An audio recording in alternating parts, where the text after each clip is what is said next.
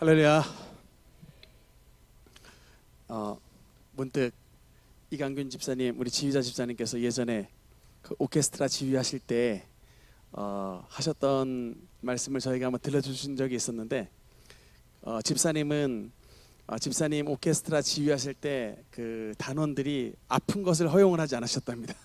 절대로 아프면 안 된다고, 아파도 나와야 된다고 막 이렇게 얘기하셨는데, 제가 설교를 앞두고서 반주를 하니까 갑자기 그 생각이 났어요. 정신이 없어가지고. 우리 교회 반주자 뭐 이렇게 음악 하시는 분들 아프면 안 됩니다. 무조건 그냥 다 나오셔야 돼요. 하나님께서 안 아프도록 여러분도 인도해 주시고, 여러분의 범사에 우리 주님의 놀라우신 치료와 주님의 회복의 은혜로 함께 하시기를 주님 이름으로 축원합니다. 오늘 이제 출애굽기 6장 강의 네 번째 시간입니다. 이제 오늘 이제 6장을 이제 마무리를 할 텐데, 이제 족보 파트를 오늘은 이제 진짜 족보를 조금 세세하게 보면서 출애굽기 6장에 나와 있는 족보를 이제 좀 마무리를 짓도록 하겠습니다. 일단 여러분 그 출애굽기 6장 14절 15절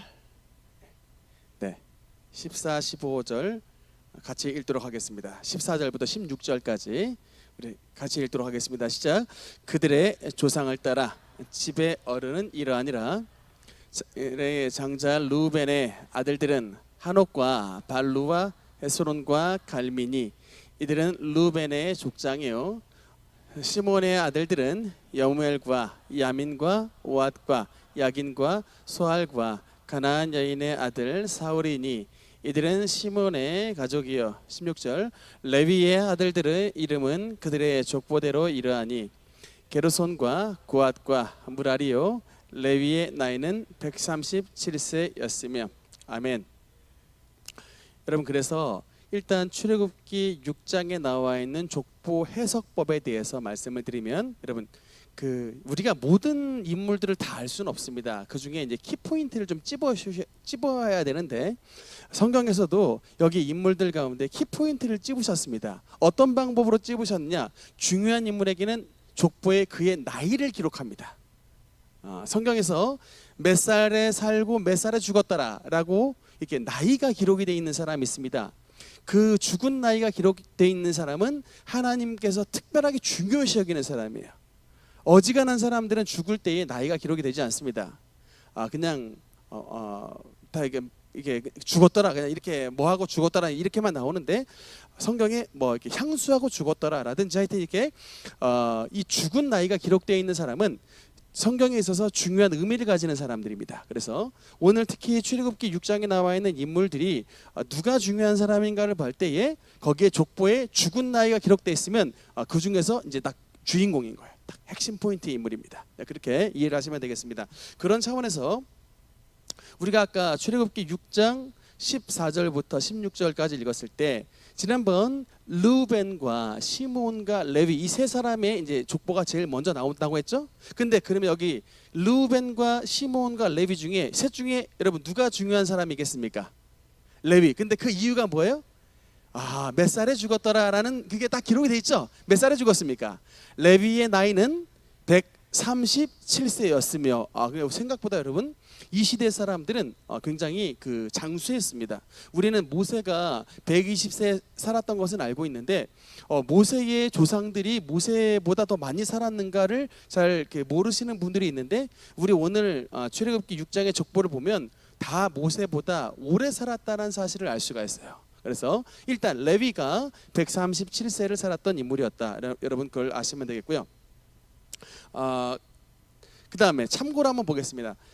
야곱의 12아들 가운데 죽은 나이가 기록된 아들이 총 몇 명 있을까요? 죽은 나이가 기록된 몇 명? 손가락으로 한번 해봅시다. 몇 명? 한 명? 세 명? 몇 명일까요? 5명. 좀 너무 많습니다. 좀 줄여주세요. 네? 2명. 그러면 2명이라고 했으면 누구일까요? 베냐민 아니고요. 요셉. 요셉은 몇 살에 죽었을까요?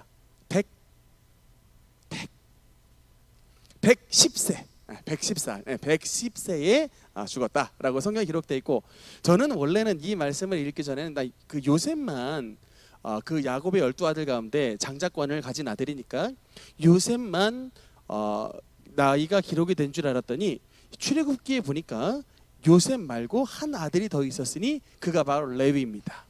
여러분, 유다도 죽은 나이가 안 나와요. 유다도 안 나오는데 레위가 나왔습니다. 그런 면에서 봤을 때 이 레위는 야곱의 12아들 가운데 실질적으로 육적 그 장자권을 받은 아들은 요셉인 반면, 영적으로, 그러니까 야곱의 12아들 가운데 영적인 장자권을 이었던 해당된 사람은 레위로 보여집니다. 그래서 레위의 나이가 여기 기록이 돼 있고, 근데 여러분, 다음 장면 보겠습니다. 레위가 이토록 중요한 이유가 여러분 있습니다. 여러분, 이스라엘이라고 하는 나라는 굉장히 독특한 나라입니다. 왜냐하면 제가 한번 표에 적어놨는데 3가지가 한꺼번에 뭉쳐진 나라예요. 그 나라의 종교와 그 나라의 민족과 그 나라가 한데 뭉쳐져 있는 나라가 바로 이스라엘입니다. 그러니까 이스라엘이라는 나라는 유대인들이고, 이 유대인들은 유대교를 믿습니다. 이게 분리가 안 돼요. 이스라엘 이퀄 유대인, 유대인 이퀄 유대교. 그러니까 여호와를 섬기는 이게 바로 이제 이스라엘의 독특한 나라인데, 여러분, 우리 대한민국을 한번 보세요. 대한민국은 종교 분포도가 어떻게 됩니까? 기독교, 불교, 천주교 이렇게 다 뭐 3개로 나눠져 있고, 더더군다나 요새 뭐 원불교도 들어가 있고, 또 뭐 군대 또 뭐 들어와 있습니까? 안식교입니까? 하여튼 여러 이렇게 요새는 저희 때만 해도 기불천 해쳐 모여 그러면 이제 기독교, 불교, 천주교 이렇게 3개만 딱 인정이 되는데, 요새는 뭐 원불교도 돼 있고 막 좀 몇 개 더 들어왔다고 하더라고요. 어찌됐든 다종교 국가입니다. 우리나라는 다종교 국가고, 또 이게 우리 한 민족이지만 사실은 또 북조선 인민공화국입니까? 북조선과 북한과 남한이 나눠져 있고 이렇게 좀 분리가 돼 있지 않습니까? 근데 이 이스라엘이라는 나라는 종교와 민족과 나라가 한데 뭉쳐져 있는 참 이렇게 독특한 나라인데, 여기에 핵심 중추적인 역할을 했던 지파가 바로 레위 지파예요.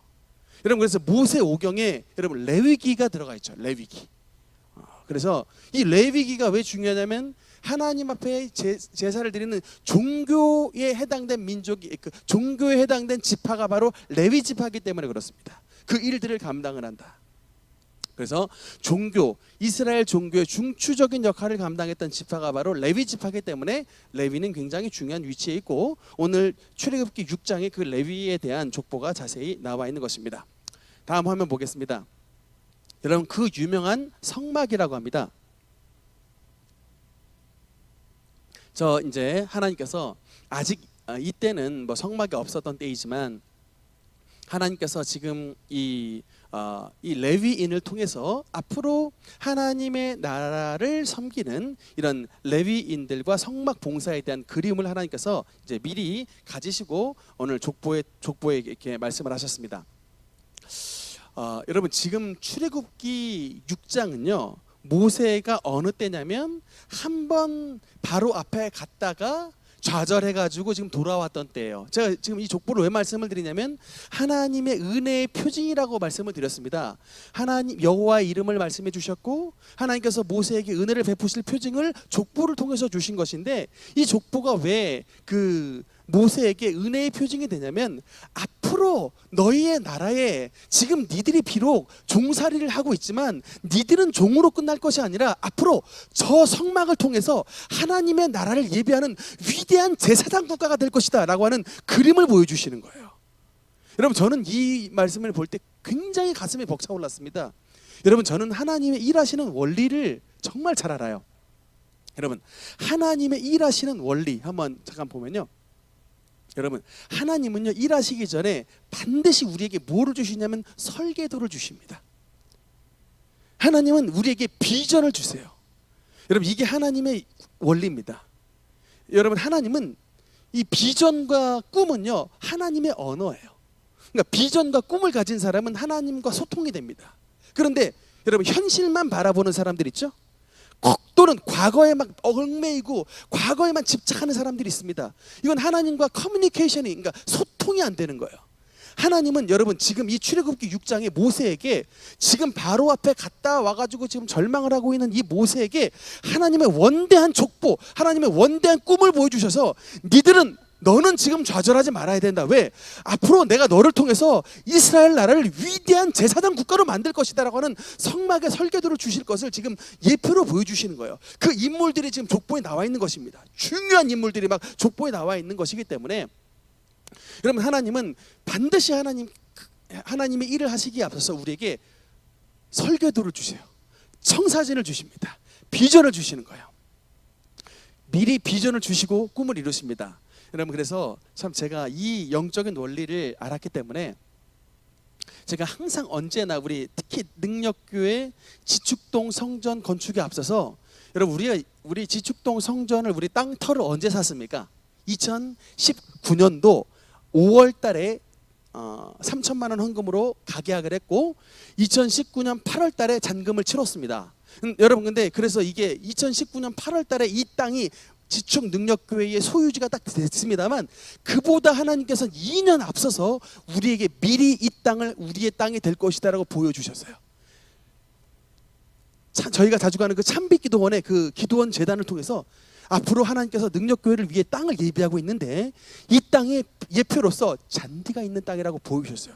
저는 그 얘기를 분명히 듣고 마음속에 새겼습니다. 여우수아 원장님이 그 말씀을 하시면서 이제 그 말은 그냥 10초 잠깐 동안 하시고 자기네 참빛기도원 그 재단에 간증을 한 15분을 하셨어. 우리 교회 얘기는 안 하시고 그 우리 교회 얘기는 10초, 자기네 교회 성전 얘기는 15분을 하셔가지고 저는 혹시 우리 얘기는 더 나오나 막 이러고 기다리고 있었는데 우리 얘기는 10초로 끝났습니다. 잔디! 걸어서 그냥 끝 넘어갔어요 그냥. 근데 그 한마디의 위력이 정말 여러분, 저는 이게 예언의 대단함이라고 생각해요. 만약에 제가 그 당시에 우리 주의 종들이 그 예언을 듣지 못했더라면 이 땅을 제일 처음에 보고도 포기를 했을 겁니다. 왜냐하면 이 땅값은 그 당시에 12억이었어요. 근데 여러분, 우리의 지축동 사기 전에 화전동에 있었던 땅값은 3억 2천에 샀습니다. 차액이 얼마예요? 여러분, 9억이에요. 거의 10억 가까이 되는 차액이 땅만 사는 데만도 여러분 그렇게 됩니다. 근데 만약에 그렇게 현실적인 액수가 어마어마한 차이가 나는데 건축 빼고 땅값만 9억 차이가 나는 거예요. 그러면 제가 딱 그 얘기를 예언을 안 받았을 때였으면 그냥 듣고 에이 텄다. 야, 현실적 9억이 말이 되는 소리야. 이게 안 됩니다. 그냥 접어버렸을 거예요. 근데 그럼에도 불구하고 막 심장이 덜컹덜컹 막 뛰면서 가슴에 막 복받쳐 올랐던 게 이곳이 하나님께서 예언해 주신 땅이라는 그 믿음의 양털에, 여러분 기도원의 양털 뭉실처럼 예표를, 은혜의 징표를 딱 주셨으니까 야, 이거는 우리가 취해야 될 땅이구나라는 것을 그때 알았던 거예요. 그러니까 이게 여러분, 이 눈에 아무 증거 아니 배워도 믿음만을 가지고서 늘 걸으며 이 찬송가 가사처럼 그냥 밀어버렸던 것입니다. 왜냐면 그러니까 이제 제가 사람의 소리를 무시하는 게 아니라 하나님이 예표해 놓으셨다라고 하니까는 이제 사람의 의견은 그때서부터 저는 억셉트 안 하는 거예요. 아버지 가라사대, 하나님 가라사대 하니까 그냥 주님 말씀 믿고 나갔던 것입니다.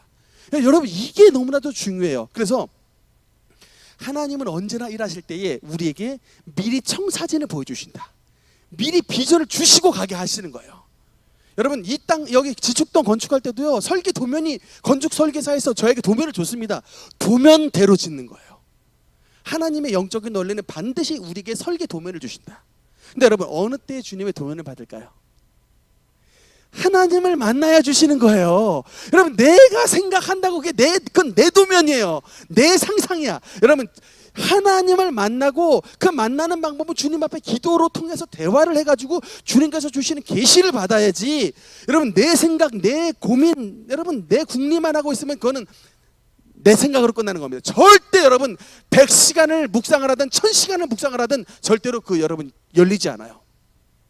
그게 하나님의 사람의 차이라고요. 주님 앞에 나오셔야 되는 이유, 주님 앞에 기도해야 되는 이유가 바로 이것입니다. 여러분, 그래서 잠언 29장 18절 여러분 같이 읽겠습니다. 시작. 묵시가 없으면 백성이 방자히 행하거니와 율법을 지키는 자는 복이 있느니라. 다시 한번 따라합시다. 시작. 묵시가 없으면 백성이 방자히 행하거니와 율법을 지키는 자는 복이 있느니라. 아멘. 이게 바로 이 말씀입니다. 그러니까 여러분 계시, 하나님이 주시는 계시가 없으면 백성이 그냥 길을 잃고 헤맨다는 거. 영어 성경으로 보니까 뭐라고 나와 있습니까? 여러분, where there is no vision, 비전이 없으면 the people perish, 백성들이 멸망한다라는 건 얘기입니다. 왜 멸망할까요? 여러분, 하나님의 비전이 없으면 지 생각대로 가다가 망하는 거예요. 하나님의 방법대로 가지 않고 지 생각대로 가다가 자기 꾀에 빠져서 망하는 겁니다. 여러분, 이게 여러분, 그래서 하나님의 사람은 반드시 하나님이 주시는 계시와 주님의 꿈과 비전을 가져야만이 승리하는 거예요. 여러분, 능력교회 성공 원리 1번, 하나님의 계시를 받아 주님의 비전을 받아 그 비전 믿고 나갔더니 하나님의 꿈이 우리 가운데 이루어지신 겁니다. 아까 찬송 불렀죠? 그 큰 일을 이루신 하나님께 To God be the glory라 하잖아요. 이게 여러분, 하나님께 영광을 돌리는 자는 하나님의 비전을 가진 자가 하나님 앞에 영광을 돌리게 되는 것입니다. 정말 여러분, 그 은혜의 주인공이 반드시 여러분이 되셔야 되는 거예요. 네, 다음 말씀 보겠습니다. 그러면서 이제 이 레위의 이제 두 번째 족보죠. 레위, 그러니까 아까 루벤, 시몬, 레위에서는 이제 레위가 가장 중요한 인물이고, 그다음에 이제 레위의 아들들 한번 보겠습니다. 16절부터 19절까지 천천히 읽겠습니다. 시작. 레위의 아들들의 이름은 그들의 족보대로 이러하니 고핫과 무랄,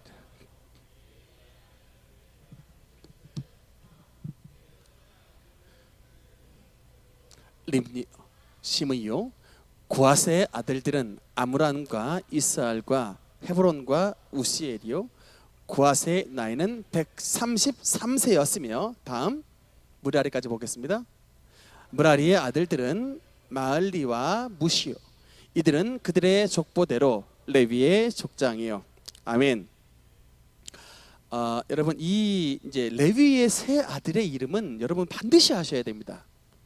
이 아들들의 이름을 알면은 여러분 이제 구약의 모세 오경이 여러분의 가운데 말씀이 좀 더 다가오게 되고 뚫리게 돼요. 그러니까 여러분, 성경을 아무리 읽어도 말씀이 은혜가 좀 안 되는 거는 기본적인 내용은 조금 암기를 해주셔야 되는데 너무 암기가 좀 안 되셔서 그래요. 조금 암기를 해주시기를 부탁드리겠습니다. 제가 좀 외우라고 하는 건 조금 외우셔야 돼요. 그래도 딱 안 나오더라도 이들이 누구다라는 것은 좀 아시면 됩니다. 그래서 아까 레위가 중요한 인물이라고 했는데 이 레위의 세 아들 이름이 성경에 쓰여 있습니다. 아까 게르 손입니까? 솜입니까? 손이죠. 게르 솜은 누굴까요? 참고로 모세 아들이죠. 그래서 이게 성경이 좀 어려운 게 이 게르 손이냐 게르 막 솜이냐 막 이렇게 헷갈리는데 조금 그래서 제가 봐도 조금 헷갈립니다. 이게 게르 솜은 모세 아들이에요. 근데 이 레위의 아들은 게르 손입니다. 게르 손과 고핫과 세 번째 아들이 뭐라고요? 무라리. 그래서 이 세 명의 이름은 여러분 기억을 해주셔야 되는데 이 게르손과 고핫과 무라리 중에 누가 제일 중요한 인물인가? 고핫이라고 써놨는데 여러분 족보를 한번 보겠습니다. 그래서 18절에 보니까 뭐라 써 있어요? 고핫의 아들들은 아므람과 이스알과 헤브론과 우시엘이요 한 다음에 고핫의 나이는 133세였으며 라고 써 있죠. 그래서 이 셋 중에 포인트는 누구다? 고핫. 고핫. 이렇게 이제 여러분 이름을 기억을 하시면 좋겠습니다. 근데 여러분 이 세 명의 인물이 왜 중요하냐면 성막을 잠깐 보겠습니다. 여러분 구약 시대에는요 이 레위인들이 하나님의 성막에서 봉사를 했습니다. 근데 이 성막은요 우리로 말하자면 텐트예요. 홀리 텐트입니다. 여러분 왜 하나님께서 텐트를 이 시기에 세우셨냐면 이동이 용이하니까 텐트를 세우신 거예요. 왜냐하면 여러분 아시다시피 이스라엘 백성들이 광야에서 38년간 우리 흔히 말하면 이제 40년이라고 하는데 이 40년간 이렇게 뺑뺑이를 돌았습니다. 그러니까 그러면 근데 지금 우리 이런 이 기소가 잘 박혀 있는 집이면 그 들고 갈 수가 없잖아요. 그러니까 항상 이동을 해야 되니까 이동이 용이하기 위해서 텐트로 졌는데 이 텐트 안에 있는 이 성막에 여러분 저 화면에 있는 성막에 기물들을 옮기는데 하나님께서 이게 역할을 다 주셨습니다. 특히 여러분 이 고핫 자손에게는 어떤 역할을 맡기셨냐면 그 안에 있는 성소의 가장 중요한 보물이 뭡니까? 법궤죠. 법궤. 증거계 법궤. 이 법궤와 또 떡상, 진설병에 놓여져 있는 떡상과 뭐 금촛대,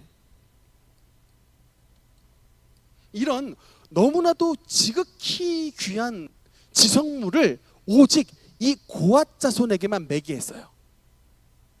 고앗 자손에게. 근데 또 하나님께서 참 이 시기에 엄격합니다. 여러분, 고앗 자손은 이거를 매기만 했지 이거를 포장을 못했어요. 이 포장은 여러분 누가 한 줄 아십니까? 법궤를 이렇게 성막에 있는 휘장으로 포장하고 또 뭐 해달 가죽으로 포장하고 이렇게 포장을 하는데, 이 포장은 누가 했냐면 나중에 이제 좀 이따 족보에 나오지만 아론의 아들들이 했어요.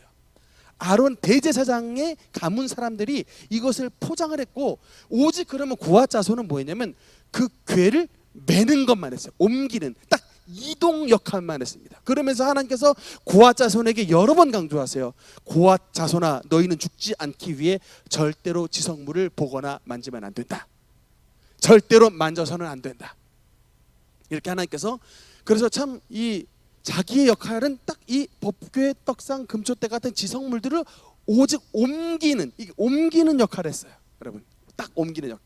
그래서 여러분, 그 요단강이 갈라지기 전에 하나님의 제사장들이 주님의 법궤를 메고 하나님의 요단강을 딱 밟았을 때 요단강이 갈라졌다라고 나와 있습니다. 그 때에 법궤를 맸던 사람이 누굴까? 이 고앗 자손입니다. 아시겠죠? 그런데 이 고앗 자손은 하나님의 법궤를 맸는데, 그러면 두 번째 순위가 게르손입니다. 이 게르손 자손은 뭐를 맸냐면 이 성막 가운데서 여러분 휘장이나 막 또는 덮개, 해달 가죽 같은 이런 덮개, 이런 것들을 옮기는 사람들이 게르손 자손이었어요. 딱 자기의 일들만 해야 됐습니다. 남의 것을 절대로 넘어가면 안 돼요.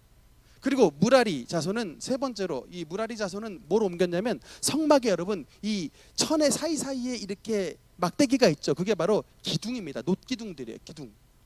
기둥과 말뚝, 성막에 있는 기둥, 성막의 말뚝, 성막의 줄, 이런 것들을 옮겼던 사람입니다. 이 셋 중에 여러분 제일 무거운 것 옮겼던 사람이 누굴 것 같아요? 무라리 정답입니다. 놋기둥 제일 무거워요.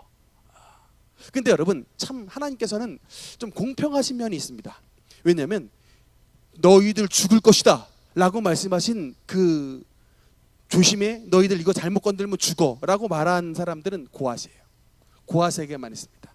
이게 사실 제일 가벼워요. 왜냐하면 규빗을 보면 한 규빗 반, 뭐 길어야 두 규빗 뭐 이렇기 때문에, 규빗이라 얘기하는 것은 여러분 한 50cm밖에 안 돼요. 그 예전에 여러분 여전도에서 갔을 때 저기 어디 여전도에서 한번 성막 보러 갔던 적이 있었죠. 그때 성막을 봤을 때 그 크기들이 어마어마하게 컸지 않습니까? 근데 여러분 그거는 조금 아니에요.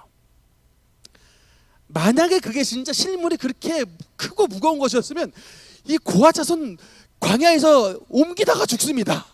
그 성물 기물들. 사실은 정확한 크기는 제가 필라델피아에 갔을 때에, 미국의 필라델피아 가면 성막이 있는데 조그만해요. 그게 맞는 거야. 사실 그 정도 자그만 크기. 그러니까 사실은 그걸 보면 에게 성막이 이만해, 그냥 이렇게 조금 실망스러워요. 그러다가 우리나라 거 있는 거 보면 엄청나게 번제단도 막 이때나 큰 거. 근데 여러분 그게 사실은 더 말이 안 돼요. 40년 동안 하나님께서 옮겨 그러면 바로 텐트, 여러분 그 야영 가시는 분들 알죠? 텐트 그거 치기 쉽습니까 어렵습니까? 어려운 거예요. 근데 그거 옮기는 것도 보통 일이 아닌데 그렇게 어마어마하게 무거운 거 하나님께서 이스라엘 백성들을 옮기라고 하지 않습니다. 그래서 규빗이 써 있잖아요. 1.5규빗 막 이런 식으로 써 있기 때문에 해봐야 다 그냥 1m 아니서 2m 사이 정도 되는 크기였던 것으로 보입니다. 어쨌든 근데 그 중요한 성물의 고앗 자손은 가벼운 것을 옮기는 반면 굉장히 중차대요. 이 막 법궤, 떡상 이런 거 옮기기 때문에 너희는 이거 잘못 옮기면 죽는다라는 죽음이라는 단어가 몇 번 써 있어요. 근데 반대로 게르손과 무라리에게는 너 이거 잘못 옮기면 죽는다라는 얘기는 없어요. 이게 지성물은 아니기 때문에, 물론 하나님의 성막이기 때문에 성물이긴 하지만 뭐 기둥, 말뚝, 줄 이런 것들이기 때문에, 또는 뭐 휘장 이 정도이기 때문에 죽는다라는 얘기는 없더라. 그래서 하나님께서 좀 약간 어떤 면에서 봤을 때 좀 공평하게 말씀을 하신 면이 있습니다. 중요한 것에게는 하나님께서는, 그러니까 여러분 이게 여러분 영적인 원리가 뭔지 아십니까? 이게 바로 직분에 대한 얘기예요. 이게 성막 안에 있는 이런 건 다 직분에 대한, 하나님을 섬김에 대한 예표입니다. 그러니까 여러분 우리는 다 누구나 막 목사 되고 싶어하고 누가 막 장로 되고 싶어하고 막 높은 데 올라가고 싶어하죠. 근데 여러분 이 성경의 원리에 의하면 그거는 너무나 귀한 지성물의 자리에 올라가는 거예요. 여러분 그 지성물의 자리에 주님의 존재에 더욱더 가까이 나아간다는 얘기는 그만큼 은혜의 자리에 나아가는 귀함과 축복이 있지만 반대로 말하면 뭐한 거예요? 잘못하다간 나답과 아비우 짝 날 수 있다라는 얘기입니다. 그 말이 뭡니까? 아론의 두 아들 가운데 나답과 아비우는 하나님 앞에 나가다가 제사 잘못 지내가지고 자식도 못 낳고 죽었어요. 첫째 아들 둘째 아들이 자식도 못 낳고 죽었다고요. 주님의 존전에 잘못 들어갔다가 자식도 못 낳고 그냥 첫째 아들 둘째 아들이 비명 행사했다고요. 불에 불타가지고. 여러분 그만큼 하나님의 자리는 엄격한 자리예요. 요새는 너무나도 시대가 망가져 버려가지고 이게 막 죄를 져도 막 벌을 안 받으니까 이게 막 교회에 막 목사들이 막 그냥 앞장서가지고 죄를 짓고 교회 막 장로들이 막 교회에선 장로가 나가서는 완전 사기를 치는 막 이런 희한한 행태들이 벌어져가 이게 말세인데 여러분 교회가 만약에 진짜 정상적으로 하나님의 역사가 제대로 작동되면 하나님의 앞에 나아가는 중직자, 하나님 앞에 나가는 참 여러분 굉장히 중요한 자리는 영광도 크지만 그만큼 여러분 하나님 앞에 위험을 느껴야 돼요. 절대 가벼운 자리를 주지 않습니다. 말했잖아요. 고아 자손에게는 이런 것들 맡기는 자에게는 죽음 이런 일을 몇 번 강조하신다고요. 교회 직분자들, 중차대한 일들을 맡은 자는 이런 하나님의 영적인 원리를 반드시 알아야 됩니다. 그러니까 이런 영적인 원리를 알고 그만큼 여러분 그가 뭐예요? 자신의 자리를 잘 감당하면 영광스러운 자리가 되는 거예요. 영광입니다. 하나님의 법궤, 자기의 이 든 그 봉 위에 아버지의 보좌가 아버지의 보좌가 펼쳐지는 거예요. 여러분 그 자리가 얼마나 영광스러운 자리입니까? 영광스럽기 때문에 잘못하면 죽음을 받는 거예요. 여러분 그만큼 중직을 가지신 분 오늘 수요 예배 오셨는데 그만큼 여러분의 직을 중차대하게 여기셔야 된다는 얘기입니다. 여러분 그래서 이 다음 이 레위인들은 여러분 누구냐면요. 레위인의 정체는 하나님께서 민수기에서 분명히 말씀을 합니다. 민수기 3장 일단 12절 말씀 읽겠습니다. 시작. 보라 내가 이스라엘 자손 중에서 레위인을 택하여 이스라엘 자손 중에 태를 열어 태어난 모든 맞이를 대신하게 하였은즉 레위인은 내 것이라. 아멘. 여러분 그래서 그 민수기 3장과 4장은 이제 특히 이 넘버스라고 하죠. 이게 하나님께서 이스라엘 백성들을 수를 세셨다 그래가지고 넘버스 민수기라는 이름이 붙었는데 민수기 3장과 4장은 특별히 누구를 세셨냐면 레위인들을 세셨습니다.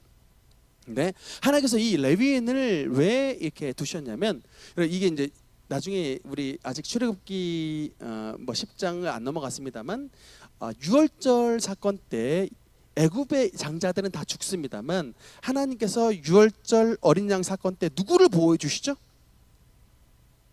애굽의 장자들은 전부 다 죽었습니다만 여러분 만약에 하나님의 어린 양의 보혈이 없었더라면 그 유월절의 사건 때에 누가 죽었을까요? 이스라엘 고센 땅에 이스라엘 땅에 있는 장자들이 죽었겠죠. 장자들이 마땅히 죽어야 되는 자들이었음에도 불구하고 어린 양의 보혈 때문에 애굽 땅에 있는 장자는 다 죽었습니다만 이스라엘 고센 땅에 있는 장자들은 살았습니다. 그래가지고 이제 다음 화면 보면요, 장자의 수를 세 보니까 이스라엘 12지파의 장자 수가 22,273명이었어요. 근데 레위인의 수를 세 보니까 딱 22,000명이었습니다. 그러니까 하나님께서 이제 이 수를 세면서 이 이스라엘 12지파의 장자가 22,273명이었는데 이 레위인으로 이스라엘 지파 장자를 대속했다라는 얘기예요.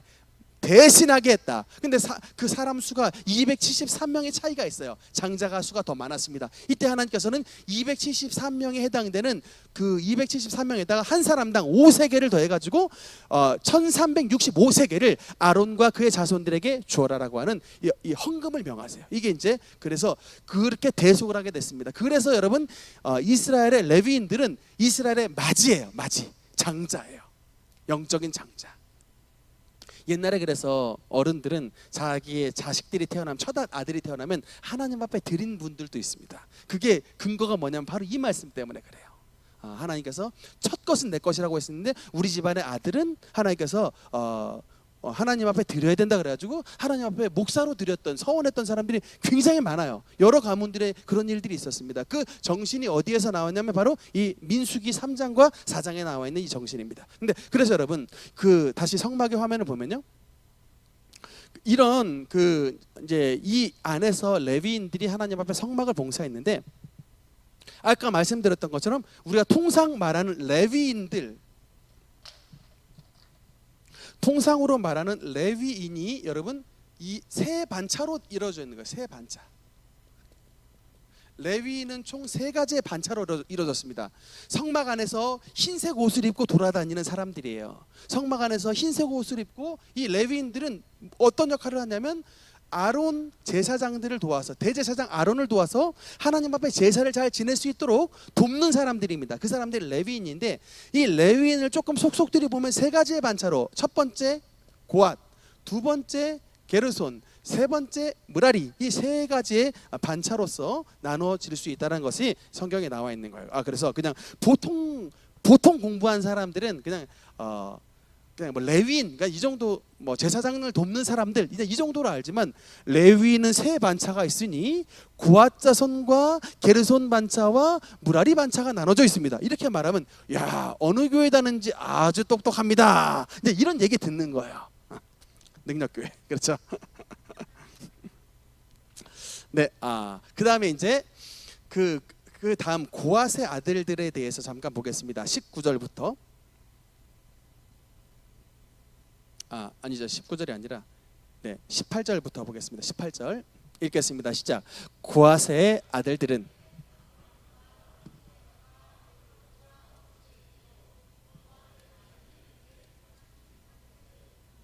아멘. 그래서 고앗의 아들이 이름이 써 있습니다. 고앗의 아들들.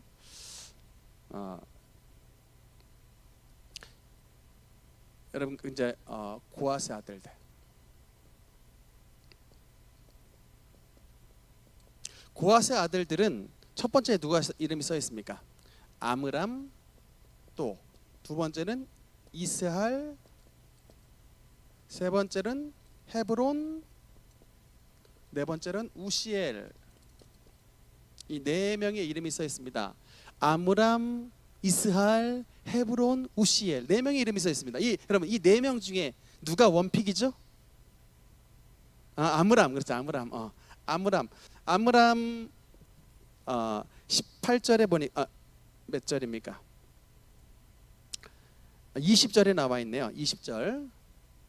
아므람은 그들의 아버지의 누이 요기벳을 아내로 맞이하였고 그는 아론과 모세를 낳았으며 아므람의 나이는 137세였으며 그러니까 여기에 또 고앗의 네 명의 아들들 가운데 누가 가장 중요한 아들이냐를 물어봤을 때 137세 나이가 쌓여있는 아므람이 가장 중요한 인물이었다라고 하고 있습니다. 여러분 왜 그러느냐? 이 아므람에게서 누가 났기 때문에 아론과 모세가 났으니까. 이 두 명의 인물은 뭐 대체 불가의 인물입니다. 왜냐하면 이 모세는 이스라엘 전체의 민족 지도자로서 지금 출애굽의 여정을 감당하는 민족 지도자 모세가 이 아므람의 아들로 태어났고, 그 다음에 여러분 뭡니까? 지금 이 레위기에서 가장 핵심 인물이 누구예요? 레위에서 가장 핵심 인물이 대제사장입니다. 대제사장 인물이 가장 핵심인데 그 대제사장 가문의 가장 우두머리였던 아론이 이 아므람의 아들로서 태어났기 때문에 이 가장 중요한 인물이 바로 아므람이었다. 여러분 이렇게 이해를 하시면 되겠습니다. 이 참고로 몇 가지만 보겠습니다. 여러분 이 이스할의 아들은 다음 21절에 보니까 21절에 보면 한번 읽겠습니다. 시작. 이스라엘의 아들들은 고라와 네벡과 시그리요. 여러분 근데 여기서 주목할 인물 하나가 있습니다. 이스라엘의 아들들 가운데 누가 있어요? 고라. 그 유명한 민수기 16장에 나오는 고라당 반역 사건의 아들 고라입니다. 그리고 여러분 이제 이 헤브론은 얘기가 없어요. 제가 봤을 때는 조금 일찍 돌아가셨던 것 같습니다. 이 네 아들 가운데 뭐 자식에 대한 얘기가 없는 걸 보니까 이 헤브론이라고 하는 이분은 족보에 대한 이야기가 없어요. 그냥 이름만 잠깐만 나왔던 것이고 바로 우시엘로 넘어가죠. 이 우시엘의 그 아들들의 이름은 뭐라고 써 있습니까? 우시엘의 아들들은 미사엘과 엘사반과 시드리오. 여러분 이 우시엘의 아들들 여러분 혹시 어디에서 성경에 나온지 아십니까? 이거 알면 진짜 성경 많이 하시는 분인데 혹시 이 우시엘의 아들들이 어디에 등장하는 줄 아십니까? 이 정도 만약에 알면 앞에 나와서 설교하셔야 돼요. 이분들은 어디에 나오냐면 여러분 그 레위기 10장에 보면 아까 말씀드렸던 나답과 아비후가 하나님 앞에 제사를 드리러 나가다가 여호와께서 명하시지 않은 다른 불을 들이다가 죽임을 당해요. 그래서 이제 그 성막 안에서 그냥 불타 죽습니다. 근데 놀랍게도 성막 안에서 불타 죽을 때 옷이 불이 타지 않아요. 그러니까 여러분 이거는 명백히 하나님께서 네 옷은 죄가 없는데 네가 죄졌다 이 뜻이에요. 그러니까 이 옷은 제사장의 옷이기 때문에 옷은 죄가 없는데 잘못 죄를 졌던 나답과 아비후가 옷은 멀쩡히 입고 몸만 타 죽는. 그래서 이게 여호와의 형벌이라는 것이 정확하게 드러납니다. 어쨌든 이때에 그 시체를 치웠던 인물이 바로 이 우시엘의 아들들이에요. 거기 성경에 나옵니다. 그래서 뭐 물론 당연히 저는 여러분이 모를 것이라고 생각을 했습니다. 당연히 이 정도 아시면 설교를 하셔야 되죠. 어쨌든 그 사람들이 성막 안에 들어갈 수 있었던 것은 이 고아 자손으로서 이 하나님의 이제 레위인들이기 때문에 가능했고요. 이 정도로 보시면 되고 이 이스라엘이 이제 이 아들이 고라인데 여러분 고라당 반역 여러분 아시죠? 고라가 그 민수기 16장에 반역을 일으키는 것 사건이 나오는데 왜 고라가 반역을 일으켰을까를 생각해 봤을 때 이 족보를 보면은 분명히 알 수 있습니다. 여러분에게 누구의 입장이냐면요. 예를 들어 우리 이레와 한나의 입장이라면 하준이랑 하엘이에요. 그러니까 말하자면 하준이는 대제사장 가문의 아들이 됐습니다. 그러니까 뭐 말하자면 이제 그러니까 사촌 관계거든요. 사촌 관계. 왜냐하면 아므람과 이스라엘은 형제예요. 근데 뭐 이게 남자 형제지만 어쨌든 아므람과 이스라엘은 형제인데 아므람의 아들 이 아론은 아론 자손들 나답과 아비후와 엘르아살과 이다말 네 명은 이제 대대로 뭐가 됩니까? 대제사장이 되는 거예요. 가장 존귀한 대제사장이 되는데 이 고라의 이스라엘의 아들 고라는 그냥 평생 뭐예요? 성막 메고 다니는 그냥 막대기들 그것도 못 봐. 이 성막도 제대로 한번 덮어보지도 못하고 그냥 맨날 막대기 들고 그냥 광야를 돌아다녀야 되는 거예요. 계속 돌아다니는 이런 일이 있다 보니까 약간 마음속에 뭐가 틈탔을까요? 섭섭이가 틈탄 거예요. 섭섭이가. 야, 똑같은 사촌인데 누구는 대제사장이 돼가지고 말이야 온갖 영화를 누리는 것 같은데 하나님의 존전에 들어가서 막 1년에 한 차례씩 주님 앞에 제사도 지내고 이런 영화로운 자리에 들어가는데 우리 자식들은 지금 뭐냐 이게 이스라엘의 아들 고라는 우리 자식들은 뭐냐 이게 그러면서 이제 자식들은 거기에 가담하지 않았지만 어쨌든 고라가 반역을 일으켰습니다. 어쨌든 사촌 관계이기 때문에. 근데 성경에 여러분 보면 사촌 관계가 좀 나와요. 여러분 다윗의 유명한 사촌이 누구냐면 요압 장군입니다. 요압도 다윗과 사촌 관계. 그러니까 여러분 친척들이 굉장히 세례 요한도 예수님과 친척이었습니다. 여러분 아시죠? 그리고 요한도 예수님과 친척이었습니다. 그 어머니 쪽 관계가 있는 것 같아요. 그래서 어쨌든 이렇게 굉장히 친족 관계가 굉장히 참 끈끈했던 관계가 유대인들이었는데 이런 어쨌든 아므람 가문에서 모세와 아론 위대한 사람이 나왔고 사진 한번 보겠습니다. 대속죄일 저거예요. 바로 여러분 1년에 딱 한 차례씩 하나님의 여러분 저희 법궤거든요. 하나님의 법궤에 들어가서 그 속죄소 위에다가 이제 제물의 피를 저 위에 쫙 뿌리는 그 욤키푸르라 부르는 대속죄일 1년에 딱 한 번만 하나님의 존전에 나갈 수 있어요. 그것도 이제 그 하나님의 얼굴을 바로 보면은 바로 죽으니까 저 안에 이제 분향단을 이게 분향을 펴가지고 가리긴 하지만 어쨌든 주님의 얼굴을 배우는 자리예요. 아무도 못 들어가고 딱 한 번 누가 대제사장만이 저 자리에 들어갈 수 있는 거예요. 왕도 못 들어가요. 그러니까 여러분 저 자리가 왕이 된 사람들이 저것 한번 해보고 싶다가 문둥병 걸려서 죽었던 사람이 누구예요? 우시야 왕 아닙니까? 우리 지난번 우리 이스라엘 왕 시리즈 했을 때. 그러니까 왕도 하나님의 보좌에 이렇게 아무나 못 들어갔던 것이 딱 대제사장만이 할 수 있는 것인데 저 자리는 아론 자손들만 할 수 있었다라고 성경에 써 있는 겁니다. 그래서 참 복되죠. 네, 그다음에 이 그림 족보 그림으로 나와 있는 거 한번 보겠습니다. 그래서 조금 확대를 좀 해줘 보실까요? 네, 세 사람 있죠. 르우벤과 시몬과 레위 맨 위에 더 올려. 네, 르우벤과 시몬과 레위 중에 이 세 사람 중에 제일 핵심의 인물은 레위였습니다. 그 다음에 레위 세 아들이 있었죠. 게르손과 고앗과 무라리 가운데 제일 핵심 인물은 고앗이었습니다. 그 다음에 딸이 있었죠. 그 요게벳이 나중에 그 자신의 조카였죠. 조카인 아므람과 결혼하여 아론과 모세, 미리암을 낳았던 것이고, 그 다음에 고앗 보겠습니다. 이 고앗의 세 아들, 고앗의 네 아들 아므람과 이스알과 헤브론과 우시엘 중에 제일 여러분 핵심 인물은 아므람이었고, 그래서 이 아므람을 통해서 아론과 모세가 태어나게 되고, 이 또 아론 대제사장 아론을 통해서 네 명의 아들이 태어납니다. 누구죠? 나답과 아비후와 엘라살과 이다말. 근데 첫째 아들, 둘째 아들 나답과 아비후는 안타깝게 다른 불을 여호와 앞에 들었다가 죽어서 셋째 아들이었던 엘라살과 넷째 아들이었던 이다말을 통해서 이제 대제사장 가문이 내려가는데, 여러분 그 이제 다윗 때에 여러분 엘르아살 가문과 이다말의 가문이 대제사장 족보가 갈리게 됩니다. 그래서 24반차가 생기게 되는데, 여러분 그 유명한 여러분 그 엘리 제사장 있죠. 엘리 제사장은 엘르아살 가문일까요? 이다말 가문일까요? 이다말 가문인 거예요. 이다말 가문.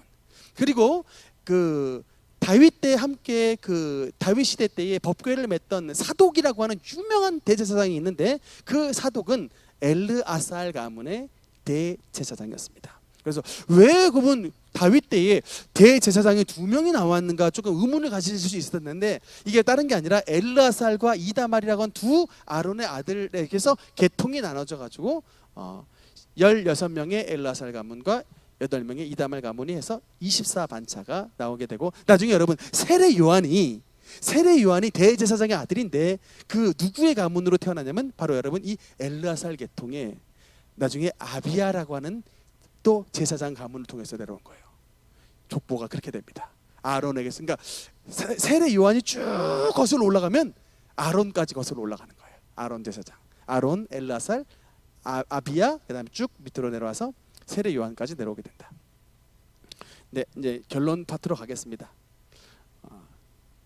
족보가 조금 어렵긴 하지만 그래도 말씀을 잘 들어줘서 감사하고요. 맨 마지막 레위기 6장의 족보의 특징. 그래서 여러분 그 결론 파트를 보겠습니다.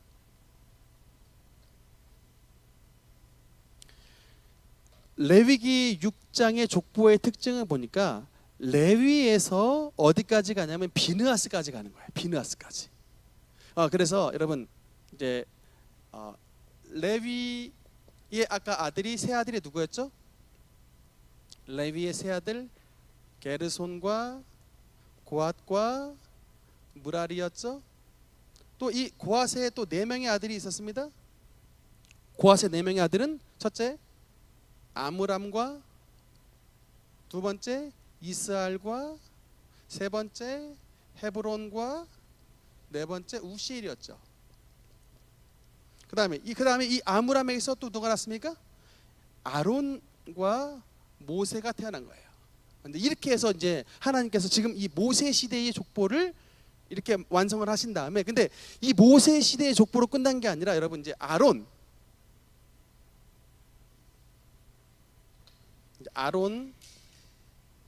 통해서 두 번째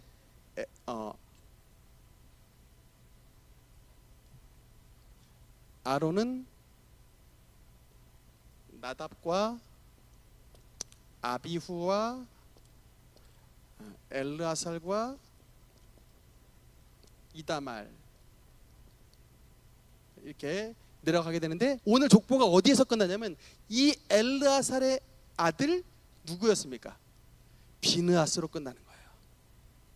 오늘의 족보는 엘르아살의 아들 비느하스로 끝나게 됩니다. 여러분 이제 참 하나님께서 이 레위로 시작됐던 족보가 어디까지? 비느하스까지 하나님께서 가신 거예요. 근데 여러분 핵심이 뭐냐? 아론은 출애굽 나중에 보면 출애굽 1세대입니다. 출애굽 1세대예요. 요단강을 건너지 못하고 모압 형제 앞에서 죽습니다. 아론은 출애굽 1세대예요. 근데 여러분 출애굽 2세대가 누굴까요? 여호수아와 갈렙과 더불어 요단강을 건너서 들어갔던 사람. 그 사람이 바로 엘르아살입니다. 그러니까 엘르아살은 봤을 때 이 시기 그 반역을 일으켰던 정탐꾼 반역을 일으켰을 때 아마도 20살 이전의 사람이었던 것 같아요. 그 20살 이상은 다 그 뺑뺑이 돌다 죽었고 20살 이전의 사람이었던 것으로 보입니다. 그래서 이 엘르아살은 여호수아와 더불어 뭡니까? 엘르아살은 출애굽 2세대예요. 출애굽 2세대. 근데 여러분 이렇게 끝난 게 아니라 비느하스는 또 누구예요? 이 모압 평지에서 여러분 그 유명한 바알부올과 연합하여 모압의 신 바알부올과 연합하여 이스라엘 백성들이 모압 신을 섬기고 모압의 여인과 음행을 했던 그런 대죄를 저질렀을 때 그때 여러분 제사장 중에 한 사람이 일어나서 그 죄를 저지르고 있던 사람 칼을 들어 창을 들어서 두 사람을 동시에 확 찔러 죽이는 바람에 이스라엘에 들어왔던 역병이 멈췄던 사건이 있습니다. 그 주인공이 누구냐? 바로 비느하스예요. 비느하스입니다. 그리고 이 비느하스가 누구 시대까지 가냐면 사사기 시대까지 가요. 3세대입니다.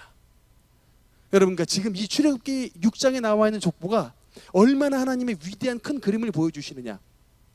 레위로부터 시작했던 하나님의 출애굽을 그렸던 그 하나님의 큰 꿈이 고앗을 통해 아므람을 통해 아론을 통해 엘르아살을 통해 비느하스를 통해서 하나님께서 이뤄나가실 전체의 큰 비전과 꿈을 보여주시는 청사진을 보여주시는 거예요.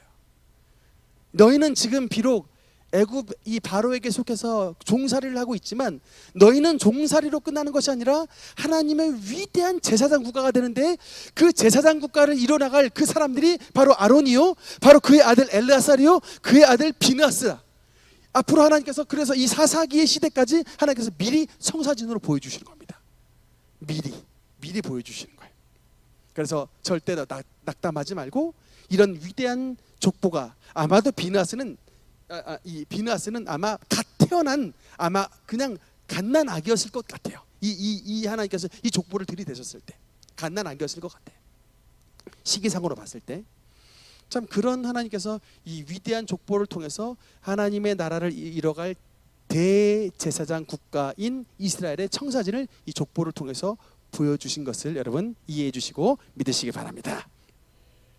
그래서 여러분 사실 이 족보를 말씀을 드릴 때는 굉장히 어렵고 힘든 파트인데 오늘 눈빛이 반짝반짝해요. 좀 이해를 잘 하신 것 같아. 좀 이해가 잘 되십니까? 좀 이해를 하셨어요. 능력교회 성도 여러분 확실히 지혜와 명철과 총명이 충만하십니다. 이거 받아들이시기가 굉장히 어려운 거예요. 그러니까 목사님들이 대부분 이런 족보 안 하고 다 넘어갑니다. 근데 여러분 제가 족보를 거의 막 2시간, 3시간에 걸쳐서 말씀을 드렸다고요. 그것만큼 이거는 이제 여러분이 이걸 잘 받아들일 수 있는 우등생 엘리트이기 때문에 제가 말씀을 드렸는데 잘 이해해 주셔서 감사드리고요. 그래서 결론의 말씀입니다. 히브리서 12장. 제가 이 말씀을 참 좋아하는데 여러분 이 장자에게는 두 몫을 줍니다. 그러니까 여러분 가문에서 장자가 되셔야 돼. 여러분 왜 장자가 돼야 되느냐? 히브리서엔 이렇게 말씀이 있네요. 천국의 이제 모습을 나와 있습니다. 히브리서 12장 22절부터 한번 읽어보겠습니다. 시작. 그러나 너희가 이른 곳은 시온산과 살아계신 하나님의 도성인 하늘의 예루살렘과 천만 천사와 하늘에 기록된 장자들의 모임과 교회와 만민의 심판자이신 하나님과 및 온전하게 된 의인들의 영들과 새 언약의 중보이신 예수와 및 아벨의 피보다 더 나은 것을 말하는 뿌린 피니라. 아멘. 여러분 굉장히 좀 말씀이 어려운 것 같은데, 쉽게 말하면 뭐냐면 너희가 이른 곳, 너희가 이제 앞으로 갈 곳은 하나님의 도성, 하나님의 나라인 천국인데 천국에 가면 뭐가 있냐는 거예요. 천국에 가면 새 예루살렘, 하늘의 예루살렘이 있고, 두 번째로 뭡니까? 천만 천사가 그곳에 있고, 세 번째로 뭡니까? 하늘에 기록된 장자들의 모임이 있다는 거예요. 또 교회도 있대요. 또 만민의 심판자이신 하나님과 온전하게 된 의인들의 영들과 새 언약의 중보자이신 예수님과 아벨의 피보다 더 나은 그 피가 있다는 거예요. 주님의 보혈이 천국에 가면 있다는 얘기예요. 그러니까 그 설명을 하는데 핵심 파트가, 제가 딱 집은 파트가 뭐냐면, 천국에는 뭐가 있냐면 하늘에 기록된 장자들의 모임이 있대요. 그러니까 여러분, 그냥 신앙생활 좀 어설프게 하지 말아야 될 게, 심화반이 있는 거, 고등학교로 말하면 심화반. 공부 잘하는 애들 모여가지고 심화반 했었죠. 우리 옛날에 큰쌤 집사님 심화반 했었지 않습니까? 그러니까 우리 고등학교 때 좀 공부 잘하는 애들 좀 모아놨듯이 천국에도 신앙생활 잘하는 사람들이 모임을 따로 가진대요. 그 모임이 이름이 뭐냐? 하늘에 기록된 장자들의 모임이라는 것입니다. 이 땅 가운데 그냥 평민처럼 사는 사람이 아니라 하나님께서는 그들에게 두 몫을 주신다는 거예요. 장자들. 이 땅에서 하나님을 위해서 정말 피땀을 흘려서 정말 헌신하고 물불 아끼지 아니하고 주님 앞에 물질을 드리며 시간을 드리며 재능을 드리며 봉사를 하며 하나님 앞에 열심히 하는 사람에게는 이 땅에서 여러분 그것으로 끝나는 것이 아니라 하나님의 나라에는 그 사람들을 하나님의 장자로 주님께서 인쳐주시고 두 몫의 축복을 주신다는 겁니다. 저는 오늘 이 수요 예배에 참여하신 여러분이 하나님의 나라에서도 하나님이 기록하신 장자들의 축복을 정말 두 배로 복을 받는 여러분 되시기를 주님 이름으로 축원합니다. 그냥 말씀만 들어서는 장자들이 될 수 없을 것 같고 여러분, 우리에게 주신 재능과 우리에게 주신 물질과 우리에게 주신 시간과, 그래서 적어도 장자가 되시려면 두 몫은 남겨야죠. 여러분, 두 몫을 남겨야 되는 거예요. 다른 사람들보다 적어도 두 몫은 남겨야 장자가 되는 것입니다. 그러니까 두 몫으로 더 열심히 전도하고 두 몫으로 하나님 앞에 충성하여서 하나님의 나라에 기록된 장자들, 정말 영적인 장자, 육적인 장자로 축복받는 우리 모든 능력의 권속들 되시기를 주님 이름으로 축원합니다. 기도하시겠습니다.